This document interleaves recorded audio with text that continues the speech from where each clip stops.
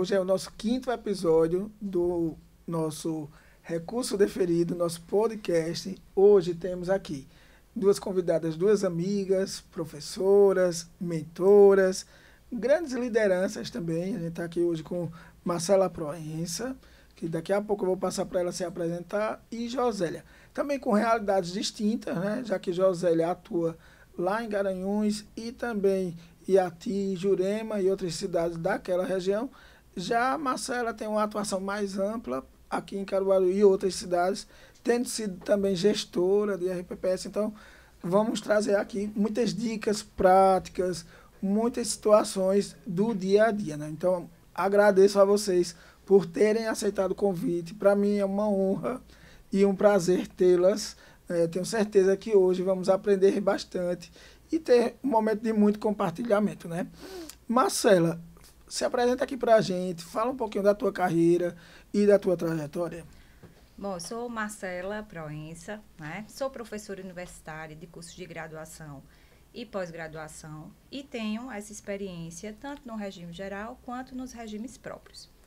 Comecei como estagiária, na verdade, né? Trabalhando em regime próprio, prestando assessoria para os regimes próprios de previdência social. Então, vários de Pernambuco, né, prestando essa assessoria. Depois, eu virei a chave e aí passei a advogar para os servidores públicos. Então, minha trajetória começou advogando para os regimes próprios de previdência social, prestando assessoria jurídica.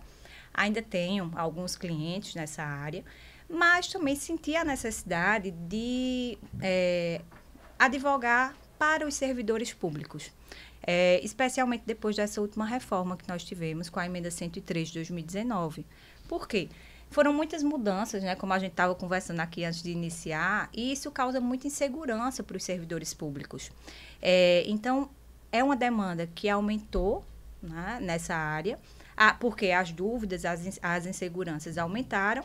Então, foi quando eu comecei a intensificar a advocacia para os servidores públicos. Mas a minha trajetória profissional ela vai se dividindo entre o magistério, né, entre a docência e a advocacia, tanto no regime geral quanto nos regimes próprios de previdência social.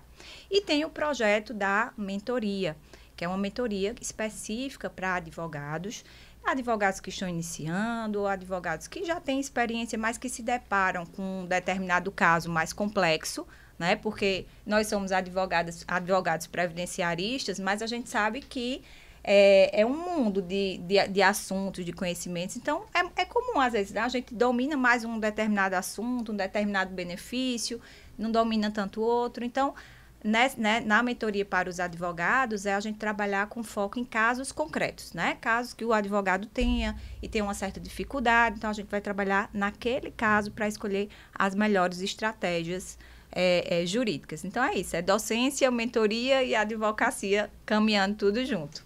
Isso é muito bacana, né? Mostra também o seu dinamismo, né, nessas ações. E você, Josélia, conta aí. Eu sei que você é paraibana, veio aqui para Garanhuns. Garanhuns já lhe tem como filha?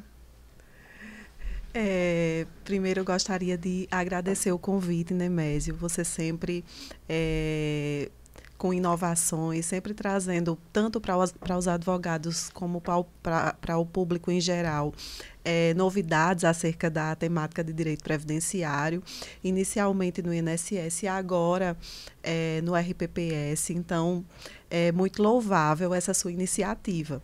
E eu me sinto muito honrada de estar aqui com a doutora Marcela e também ao seu lado.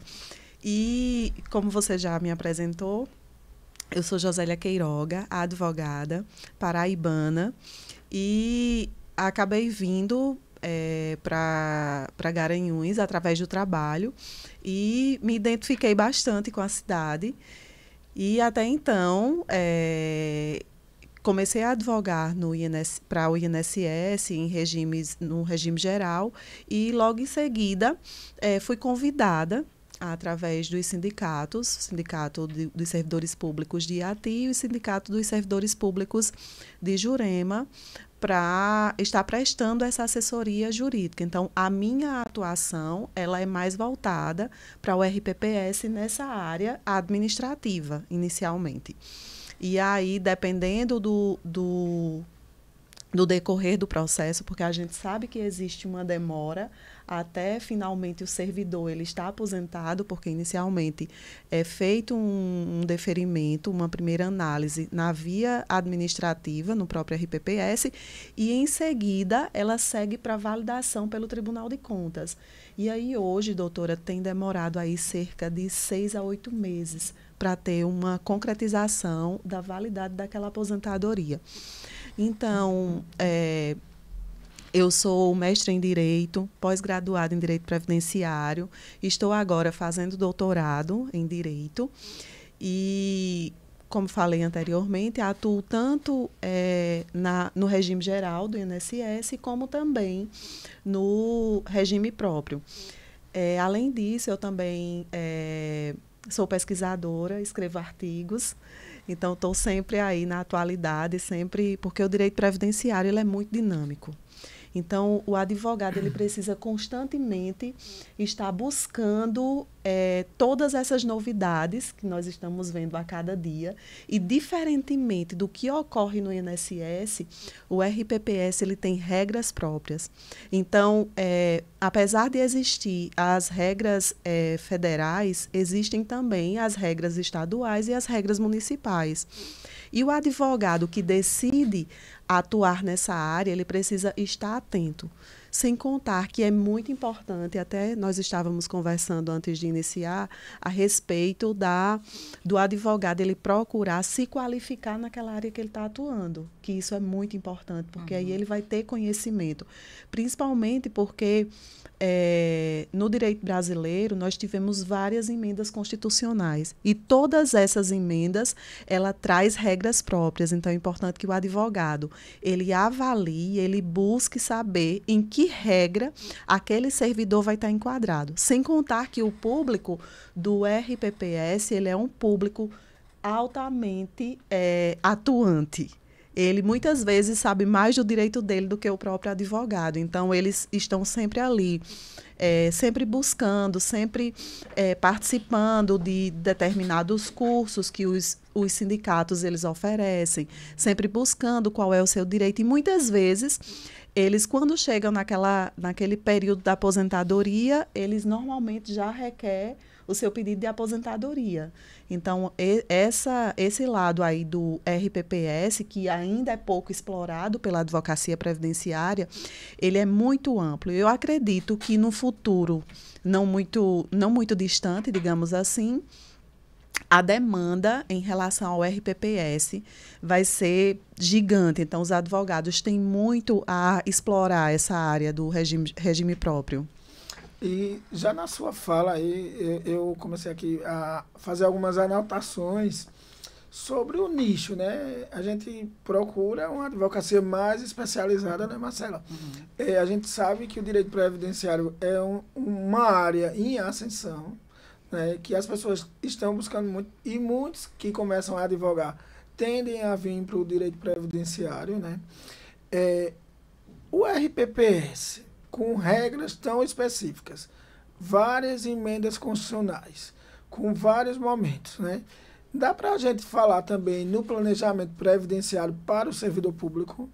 Sim, com certeza, Nemésio. Como Josélia tinha colocado aqui, nós passamos por, apesar das pessoas mais jovens lembrarem somente dessa última reforma, né, com a emenda 103 de 2019, mas, na verdade, nós tivemos outras reformas tão profundas quanto essas da emenda 103. Então, como Josélia citou, né, eu digo assim, olha, tivemos mais reformas, mas as que mais alteraram o ordenamento jurídico com relação à Previdência Social como um todo, RGPS, RPPS, foram as emendas 20 de 98, 41 de 2003 e essa. Né? Tivemos outras, mas as maiores são essas. E como Josélia disse, cada uma foi alterando as regras e trazendo, consequentemente, traz novas regras, mas também vai criando regras de direito adquirido, regras de transição. Então, é muito parecido com o que nós temos no INSS, no regime geral. Quando um servidor público ele vai se aposentar, não existe só uma opção para ele, não existe só uma regra para ele. Na verdade, existem várias regras. Deixa eu lhe interromper só para fazer uma pergunta dentro desse contexto aí. Quando a gente fala do regime geral, a gente tem muitos softwares softwares para cálculo do tempo, para a questão das regras de transição. No RPPS a gente também encontra isso. Veja, eu sinto falta desse suporte, o mesmo suporte que a gente tem. Mas, ao mesmo tempo, eu entendo o motivo. Por quê? Porque com essa emenda 103, a gente teve um fenômeno que a gente chama de desconstitucionalização de muitas regras de aposentadorias de servidores públicos. Então, cada ente federativo que tem RPPS, ele passou a ter mais autonomia para definir a questão da forma de cálculo, a questão de idade, de tempo de contribuição.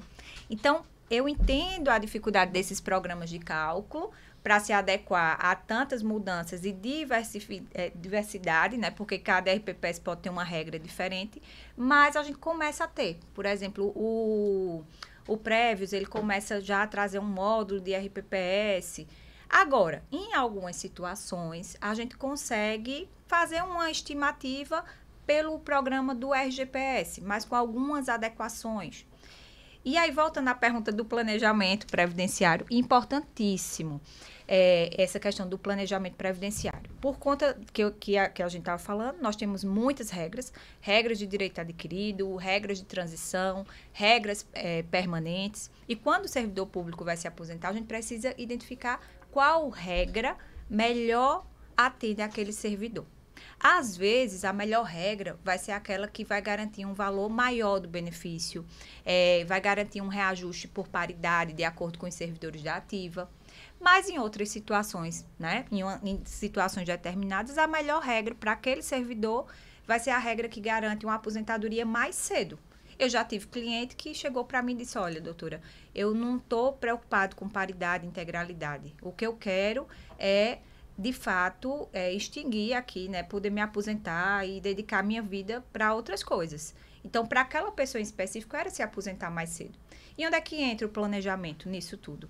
Entra em várias questões que vão se desdobrando e acaba mesclando regime geral com regime próprio.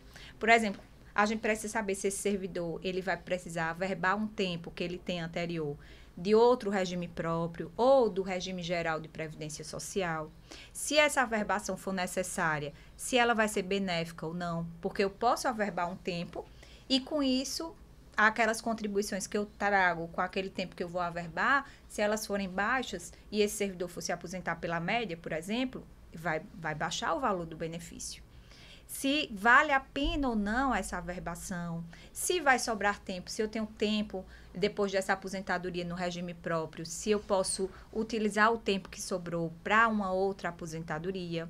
Precisa analisar também no planejamento a questão do cargo, se o enquadramento funcional se está correto, se as gratificações estão corretas, se é preciso providenciar a DTC, que é diferente de CTC. Porque tudo isso leva tempo. Josélio já alertou para às vezes, né, a burocracia, a demora que é. E eu vejo muitos servidores perdendo dinheiro, porque às vezes precisa esperar um ano e meio, até 2 anos para a sua aposentadoria. E diferente do regime geral, a gente, via de regra, a gente não tem atrasado. Se for uma aposentadoria, o efeito financeiro daquela aposentadoria vai ser da data da portaria para frente. Eu não vou ter atrasados como no INSS nós temos. A não ser que seja uma pensão por morte, por exemplo, um abono permanência, um requerimento de uma gratificação. Mas, no geral, nós não vamos ter esse atrasado. Então, quanto mais o servidor ele permanece na ativa após preencher os requisitos para a aposentadoria, isso é um prejuízo para o servidor. Ele está trabalhando quando, na verdade, ele poderia estar recebendo sua aposentadoria sem, né, empreender a força do seu trabalho para a administração pública. Então, o planejamento ele é tão importante para o regime próprio quanto é no regime geral. E agora, Josélia, né? Ela quase esgotou o tema, né? Vamos trazer aqui para a nossa realidade lá de Jurema, para a ti, já que você presta essa assessoria jurídica aos servidores públicos, a maioria está na ativa ou são inativos? Quais são as ações mais comuns que você tem ingressado lá? E também coloca aqui para a gente, que muita gente não conhece, não sabe, a questão da competência. Qual é o juízo competente para essas ações? Como bem falou, doutora Marcela, e tocou num ponto muito importante, que é o da integralidade e paridade. O que é que nós vemos hoje? Muitos servidores, após a emenda 98, a 70 de 2012 e agora essa 103, nós observamos o seguinte: muitos servidores, eles já estavam na iminência da sua aposentadoria quando veio a reforma de 2019.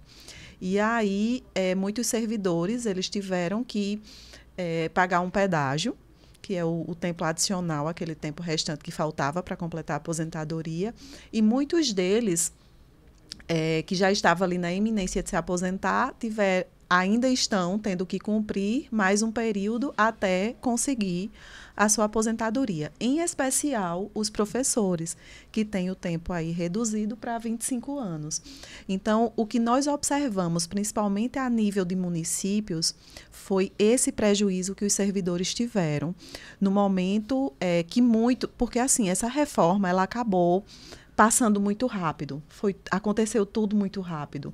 Então, eu acredito que, como eu estou trabalhando e vendo o dia a dia desses servidores, para muitos, a ficha está caindo agora, do impacto que foi essa reforma na vida deles. Então, como eu atuo nessa advocacia mais administrativa, digamos assim, RPPS, praticamente não há demanda. Por quê? Eu já consigo fazer todo o estudo do servidor previamente. A maioria, se não todos, possuem direito à integralidade e paridade, então é aquela tranquilidade para um servidor de município. Eu acredito que o grande problema é que muitos servidores não têm ainda essa noção do que foi a extinção da regra da integralidade e paridade. Porque para aqueles servidores que ingressaram no serviço público até 31 de dezembro de 2003, eles têm direito à integralidade e paridade, que é o quê? Levar para sua, popularmente falando, levar para a sua aposentadoria o salário integral que ele recebia, e sempre que tiver modificação para aqueles servidores que estão na ativa, também vai haver modificação para aqueles que estão na inatividade. E muitos deles, doutora, não têm ainda essa consciência. Porque alguns servidores, apesar de ter passado no concurso em 2002, 2003, muitos servidores só tomaram posse, só foram nomeados em 2004. E eles ainda não têm essa ciência. Muitos deles já estão tomando ciência, então, agora que estão próximos da aposentadoria. Posse, já não tinham o direito da integralidade e paridade.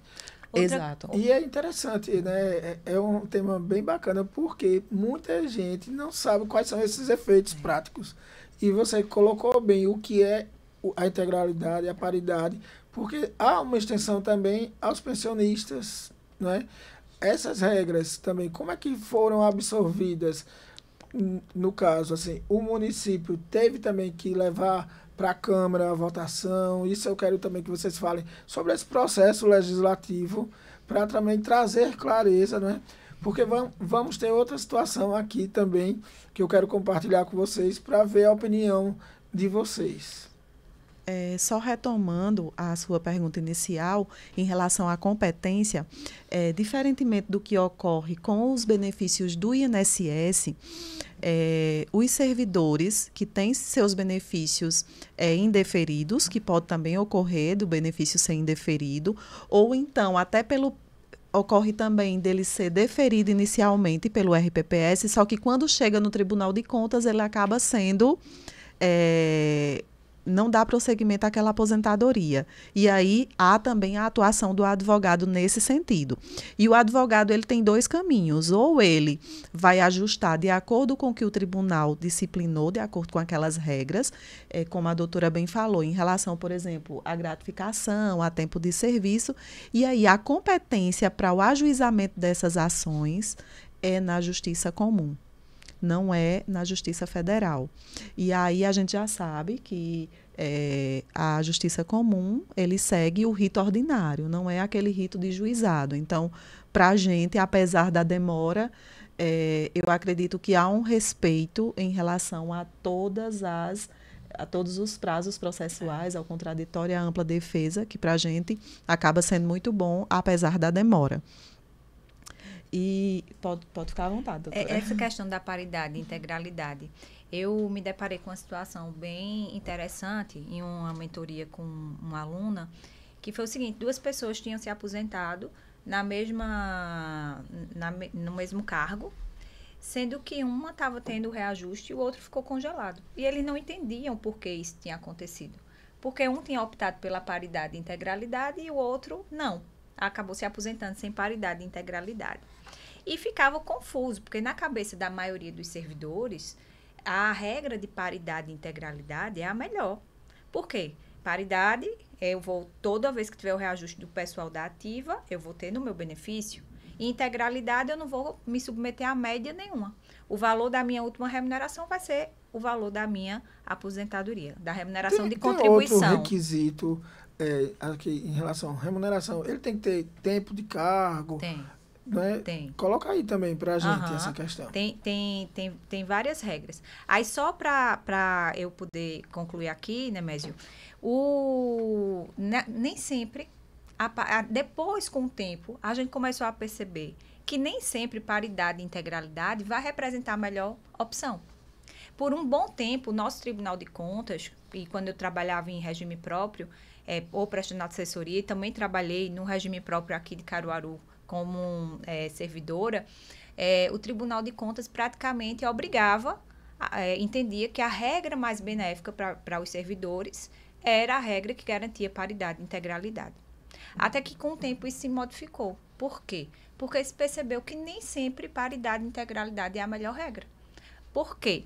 Paridade, como a gente disse, é você ter o mesmo reajuste dos servidores da ativa. Mas e se o servidor da ativa, como acontece em muitos municípios, especialmente, tiver ali congelado os seus vencimentos por ano, né? Significa que quem está aposentado naquele cargo também vai ficar congelado. Ah, mas é constitucional, é inconstitucional. Na prática, vai ficar congelado. Ele não vai ter esse reajuste. Enquanto que aquele outro que se aposentou sem paridade e integralidade, os regimes próprios acabam aplicando o percentual do INSS, do regime geral. E pouco ou muito, todo ano vai ter aquele reajuste. Então, a gente volta para a ideia do planejamento. Como é importante o apoio, a análise de uma pessoa, né, de um profissional especializado, para definir naquela carreira que aquele servidor se encontra. Será que para ele, de fato, é interessante paridade e integralidade ou não? Por exemplo, se for um magistério, por exemplo, que tem sempre o reajuste, com certeza paridade e integralidade. Mas também você pode se deparar com uma carreira que está anos e anos lá ali congelado e que não tem perspectiva de reajuste, nem de se estabelecer piso, nada nesse sentido. Então, cada situação tem sua peculiaridade, cada situação a gente precisa se debruçar naquela questão. Existem as regras de transição que vão garantir paridade e integralidade, né? Porque apesar de ter sido extinta com a emenda 41, mas a gente ainda aposenta, né? Tem muitas aposentadorias sendo concedidas com paridade e integralidade. Então, existe aí, dependendo da regra, vai exigir um tempo no cargo maior, um tempo de serviço público maior. Então, cada regra de transição vai exigir um pouquinho mais do servidor. Inclusive, minha mãe, ela recebe uma pensão decorrente do falecimento do meu pai. Ele era servidor público e a regra dela não é de paridade. Ela tem os reajustes anuais de acordo com as regras do INSS. Então, muitas situações de pensão por morte já não trazem a regra da paridade. Exatamente. Mas talvez, né, outras pessoas que tenham recebido a pensão com paridade esteja ali congelada, enquanto que a da sua mãe continua tendo aí um reajuste do INSS. Então, é por isso o que a gente disse, a importância do planejamento também no regime próprio. Outra situação que você mencionou anteriormente, Nemésio, foi em relação às legislações. Como é o processo legislativo? Porque isso acaba causando também muita confusão entre os servidores. Porque, por exemplo, em determinado município, como, por exemplo, Garanhuns, no estado de Pernambuco, ainda não fizeram a reforma. Então, para eles, ainda está valendo aquela inicial. E outros municípios tiveram que fazer a reforma. Inclusive, existe até um projeto de lei que está em trâmite, não sei se vai seguir para aprovação, mas que determina que todos os RPPS, eles tenham que seguir o que diz a lei federal. E eles têm que realmente seguir à risca o que diz aquilo ali. E aí, como a gente sabe, dentro das legislações, o que acontece? Apesar de existir a lei federal, cada município ele acabou ficando livre para fazer as regras de transição. Eles têm que seguir o que determina a lei federal, mas em relação à regra de transição, ele pode ser um pouco mais benéfico. Ele só não pode piorar a situação do que já está, porque realmente essa reforma da Previdência veio para complicar um pouquinho a vida dos servidores. E aí, o que acontece? Existe a lei federal e aí os municípios, ele faz a sua própria lei, encaminha para a Câmara para votação. E aí, sendo aprovado, é que vai ser aplicado. Um ponto bastante interessante que você tocou e que muita gente ainda desconhece é que as regras de transição, ela não vai ser aplicada para pensão por morte. Então, a pessoa que falecer, ainda que ele não tenha feito a opção pela integralidade e paridade, se vier a falecer, vai seguir as regras da emenda 103, que determina que vai ser 60% mais 2% que ultrapassar os 20 anos. Então, essa situação é bastante complicada, porque quando os servidores, eles estão os servidores não, os dependentes dos servidores estão naquela situação de fragilidade, de vulnerabilidade, que mais precisa do apoio, que muitas vezes, eu falo a nível de município, muitas vezes aquele servidor era o provedor daquela família, muitas vezes tem 3, 4 filhos, então o impacto naquela família é bastante considerável. É bem interessante essas colocações, que a gente começa a pensar nos benefícios em espécies. E aqui a comparação é inevitável em relação ao benefício por incapacidade definitiva lá do regime geral. Outra situação, justamente que eu ia mencionar, é essa, dos benefícios por incapacidade. E o que é que acontece? Ele também não vai seguir a regra da integralidade e paridade. Então, muitos servidores que vão fazer a sua aposentadoria e que, infelizmente, estão nessa situação onde eles mais precisariam de ter aquele auxílio, eles vão seguir as mesmas regras da aposentadoria. Isso foi um impacto gigantesco e que muitos ainda desconhecem. E uma aposentadoria por incapacidade, o que a gente chama de a antiga aposentadoria por invalidez, ela acaba sendo involuntária. Muitas vezes o servidor ele quer continuar porque ele diz, não, eu vou ter perda. Então, muitos servidores hoje ainda continuam na ativa, mesmo tendo tempo para se aposentar, idade e tempo para se aposentar, eles acabam optando por continuar na atividade, porque os prejuízos são imensos. Por exemplo, existem pessoas que entraram em 2004 e com a idade e mais tempo de contribuição pela nova regra, ele já se aposentaria. No entanto, ele fica trabalhando por não ter condições, muitas vezes até de se manter, porque o impacto é gigantesco. Outra situação, Nemésio, bastante interessante, que nós temos aqui no estado de Pernambuco e em vários municípios, são as gratificações incorporadas. Gratificações incorporadas. Ela foi extinta e aí cada município ele foi procedendo, né, fazendo as leis para poder retirar esse benefício que era fornecido devido ao servidor, ele determinava o quê? Que um servidor ele recebia aquela gratificação durante 5 anos seguidos ou 7 intercalados. E aí aquela gratificação ela incorporava no contra-cheque dele. E aí ele levava, eu estou falando de forma bem simples para que as pessoas entendam como funciona na prática. E aí aquele servidor, ele levava aquela gratificação para a sua aposentadoria. E aí, por exemplo, em Iati, nós temos muitos casos de gratificações incorporadas, bastante. Então, Iati hoje eu acredito que seja o município que paga melhor ao servidor público, em decorrências dessas gratificações incorporadas. Mas também nós temos municípios que não têm.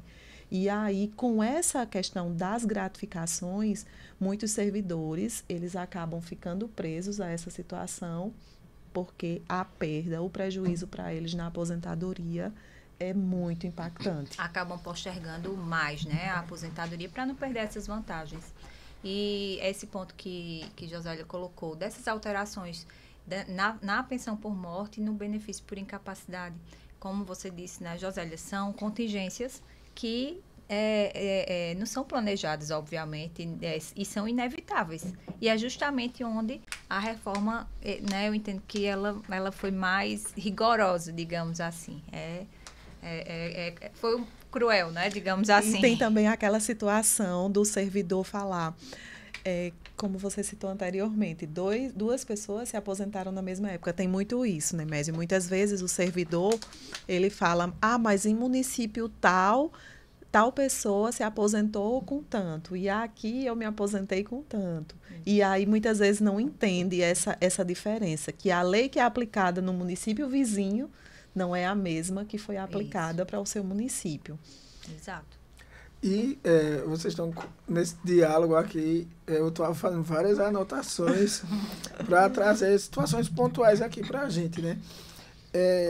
Por exemplo, a gente tem muitas situações, Marcela, de servidores públicos em que o município não tem o regime próprio. Uhum. Ele é servidor público, mas as contribuições são vertidas para o INSS, né?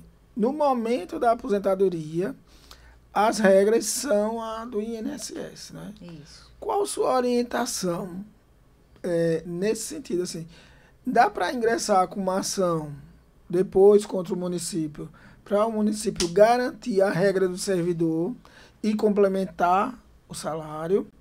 Ou, já que ele, nesse caso, é servidor público, contribuindo para o INSS, ele postergaria mais e ficaria na atividade?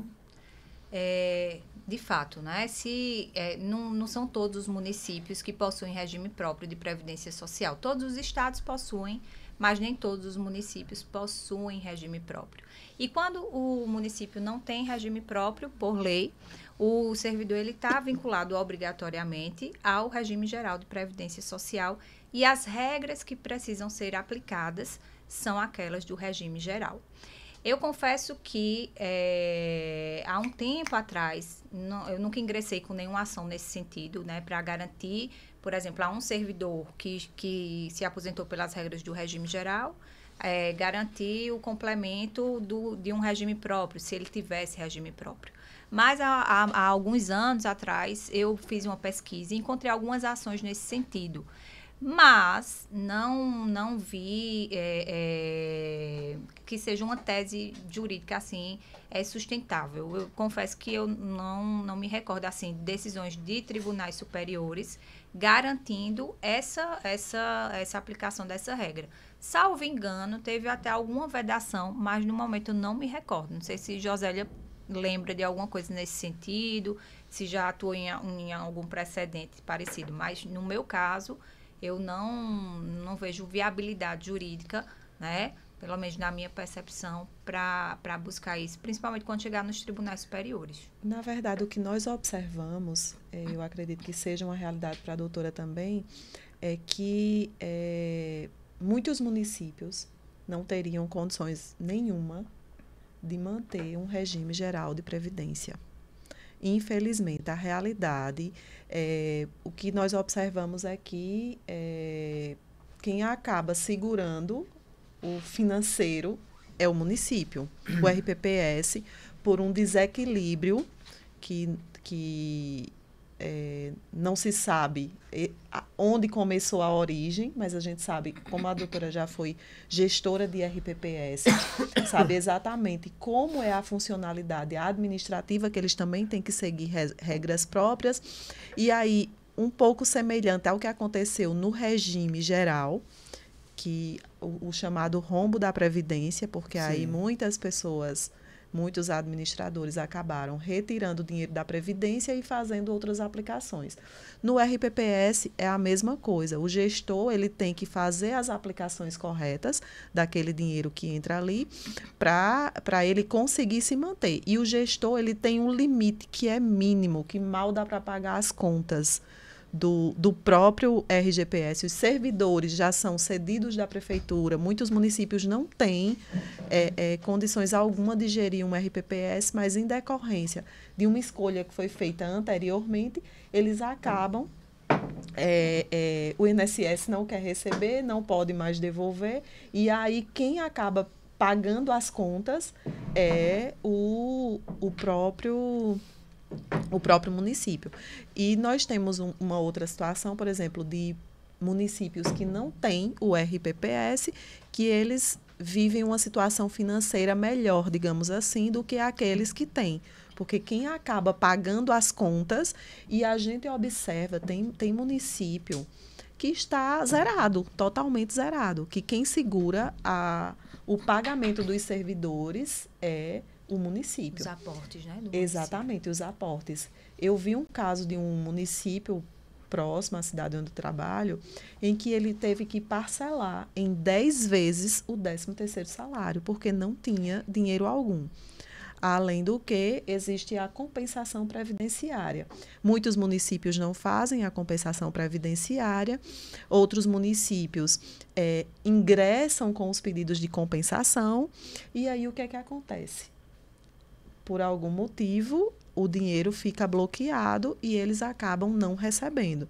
Muitas vezes por não ter a certificação, por questões burocráticas, digamos assim, do próprio ente, ele acaba... Nós temos aqui no estado de Pernambuco muitos municípios que têm muito dinheiro da União para receber, mas aí acaba ficando bloqueado, pendente dessas regularizações, porque muitas vezes eles têm dívida com a própria União, e aí há aquele embate e o dinheiro não é liberado, e aí acaba ficando nessa situação que a gente já conhece. E muitos servidores até eles temem, e se chegar um momento que a gente não possa receber. Então, são várias e várias situações. Eu acredito que a gente ainda tem muito a aprender e muito a se debruçar sobre essa matéria do regime próprio, que é um universo gigantesco de oportunidades, principalmente para os novos advogados aí que estão se formando, para os advogados que querem ingressar por essa área. Por isso que é muito importante ter o conhecimento. Porque um profissional que não tem o conhecimento, ele acaba até muitas vezes prejudicando o direito daquele cliente. Marcela, você falou aqui sobre a DCT, falou um pouquinho sobre a CTC, né? Ainda há a possibilidade ou não de averbar e desaverbar? Por que a pergunta, né? Como algumas pessoas, principalmente aqui em Caruaru, a gente tem servidores públicos que também tiveram contribuições para o regime geral. Chegou na idade de uma aposentadoria, verificou que tinha uma CTC averbada, e indo lá no regime próprio, pediram para ela desaverbar, porque já tinha tempo. E a gente sabe, eu assisti sua aula, essa questão é bem interessante. Coloca aí para a gente, explica, não é? Porque tem muita gente que com certeza tem dúvida se pode ou não desaverbar. Com a emenda 103 de 2019, nós tivemos algumas alterações com relação a essa averbação e desaverbação de tempo de contribuição. Averbar é você trazer tempo de um regime para o outro. Por exemplo, eu trago um tempo do INSS para o meu regime próprio.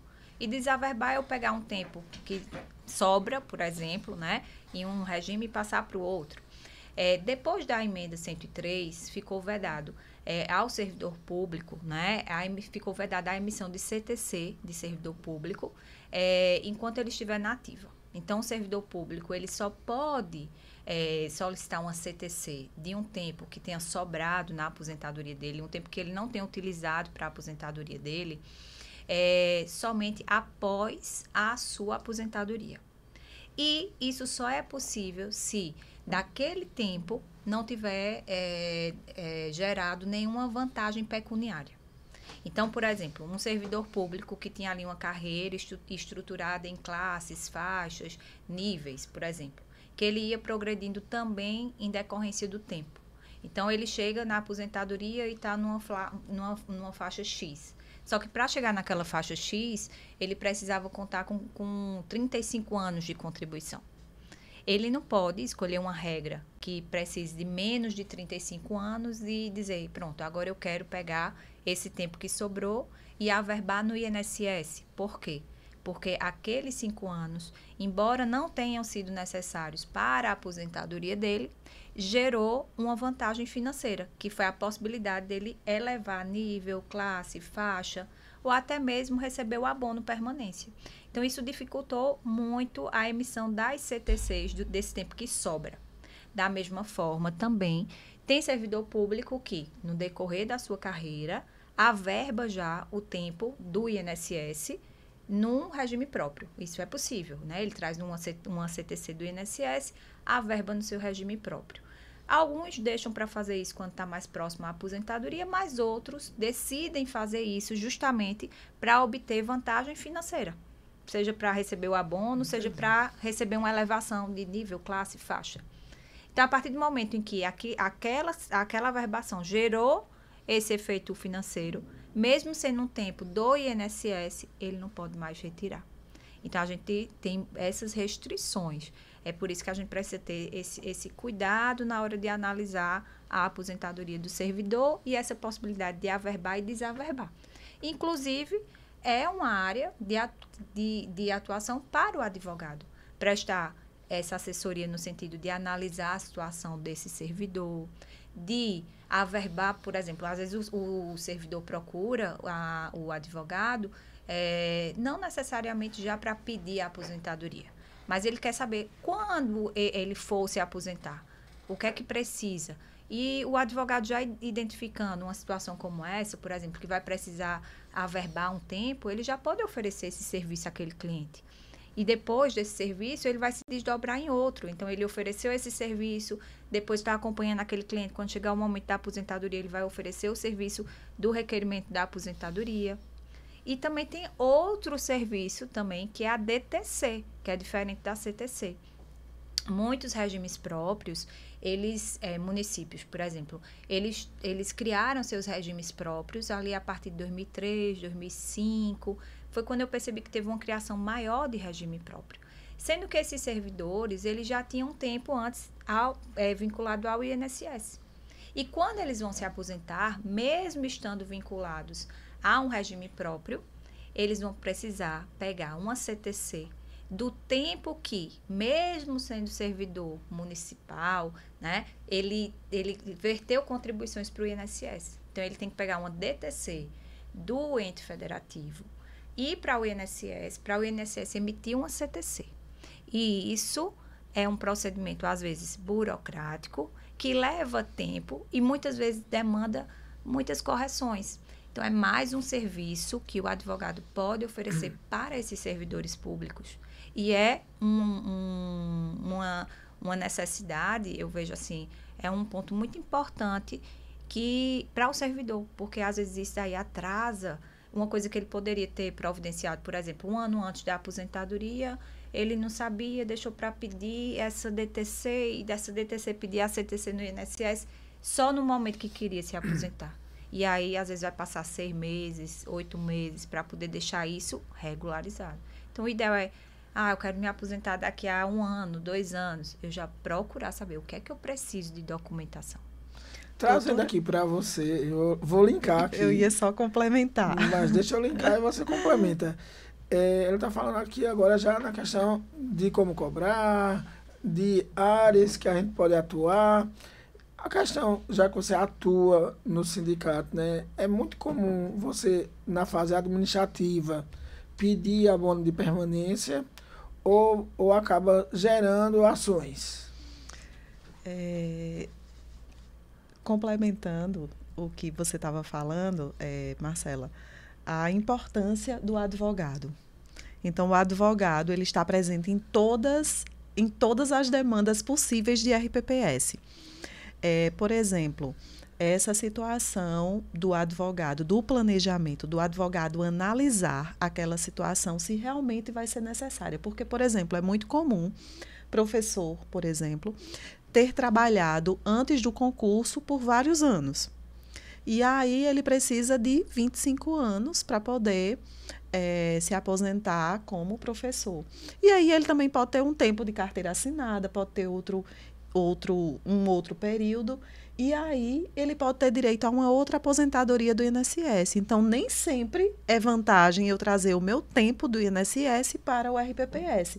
Então, daí a importância do advogado de fazer essa análise prévia para saber qual é o melhor caminho para o servidor.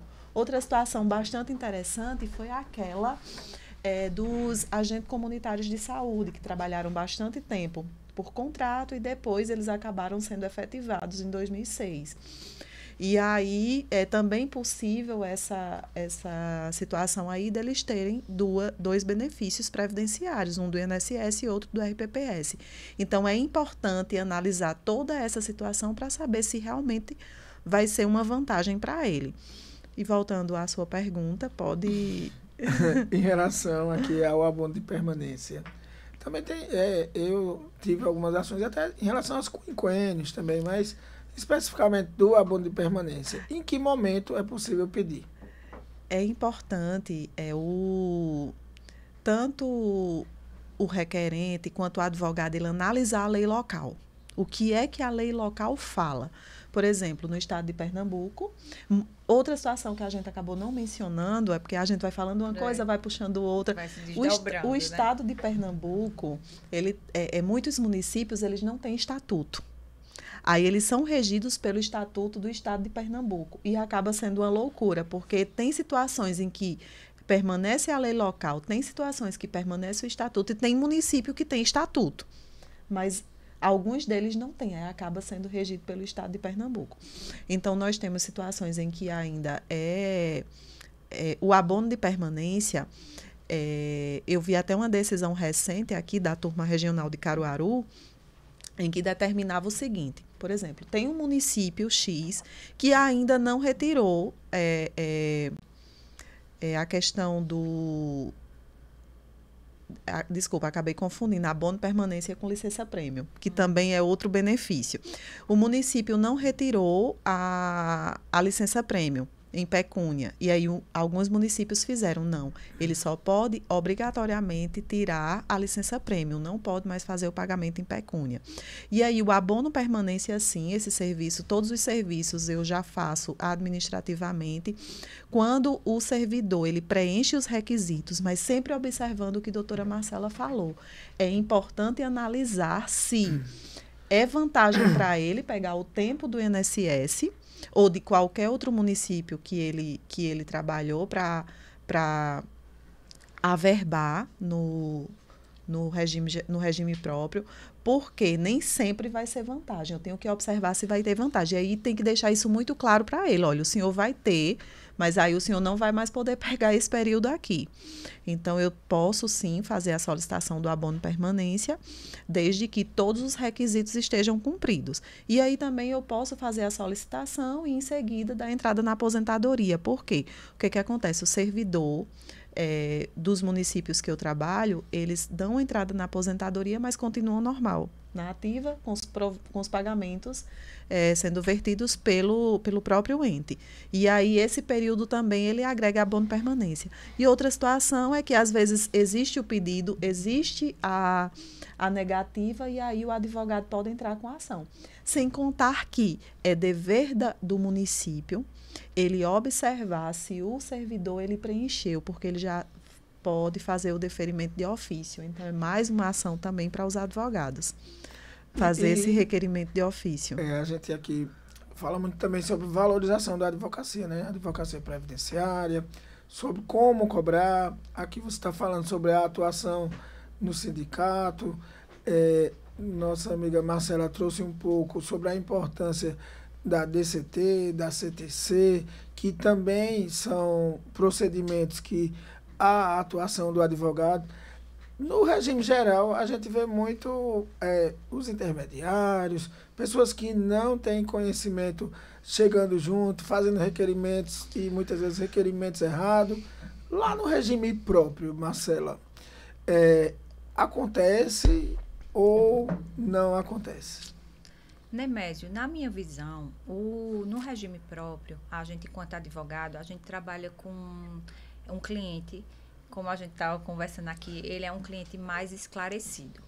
É um cliente que, por vezes, ele tem mais acesso à informação. Como ele é regido por uma legislação local ali de um município, de um estado, ele muitas vezes tem um sindicato que dá o apoio, então ele já é um cliente mais esclarecido. Eu percebo essa diferença muitas vezes no perfil de um cliente de regime geral, principalmente quando a gente pensa assim, num cliente que não tem tanto acesso à informação e um cliente do regime próprio. Então, eu percebo que é mais difícil eles se submeterem a uma orientação não qualificada. Quando ele vai procurar um advogado, de fato, ele procura ali alguém que já tenha um certo know-how, alguém que ele já tenha uma certa confiança, porque ele vem num nível de conhecimento muito elevado. Consequentemente, também para a advocacia, é um cliente que ele já está habituado, ele já espera que ele vai pagar por aquele serviço. Ele sabe que ele vai pagar uma consulta, ele sabe que ele vai pagar um parecer, ele sabe que ele vai pagar um planejamento. Nesse ponto de vista, nessa perspectiva do pagamento, da valorização do serviço advocatício também, né, eu percebo porque muitas vezes, por ser um servidor de carreira, um servidor concursado, um servidor mais estabilizado, ele também tem um poder aquisitivo mais alto. Bem melhor. Então, eu percebo, por vezes, essa distinção. Mas, claro, né, que não é uma regra geral, que a gente também tem muitas pessoas muito bem esclarecidas num regime geral de previdência social, mas, de modo geral, o perfil de um cliente de regime próprio é esse. E ainda falando sobre precificação, sempre quando eu estou em aula, principalmente na pós-graduação, que tem muitos alunos iniciando na área, eles sempre tomam um susto quando eu falo que não tem atrasados num regime próprio de previdência social.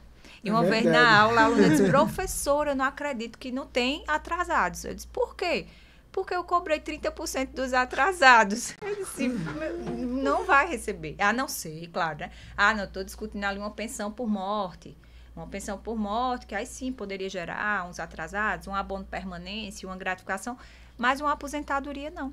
Então, o advogado, ele tem que saber, tem que, né, assim, na minha visão, ele precisa cobrar um valor inicial para prestar aquele serviço e pensar como ele vai cobrar depois que o benefício for concedido. Se ele vai, claro, observando a tabela da OAB, mas se ele vai cobrar em um percentual de uma anuidade, se ele vai cobrar em quantidade de benefícios, observando, claro, o que determina a tabela de honorários da OAB. Mas precisa, quem vai atuar, quem está começando a atuar nessa área, precisa ficar muito atento a isso, porque isso é uma diferença, né, grande aí entre regime geral e regime próprio, essa questão dos atrasados. Outra situação bastante comum que eu me recordei foi aquela situação em que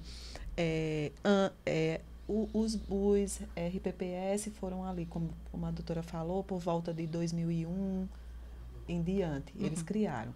Anteriormente a isso, como é que funcionava? E aí, hoje, é uma situação que está causando bastante polêmica, que é a seguinte, anterior a isso, as contribuições, eles iam para o IPSEP, aqui no estado de Pernambuco, antes do IPSEP e INSS. Então, nem todas as certidões a gente vai buscar no INSS, tem um período de IPSEP. E qual é o grande problema? não garantir a aposentadoria.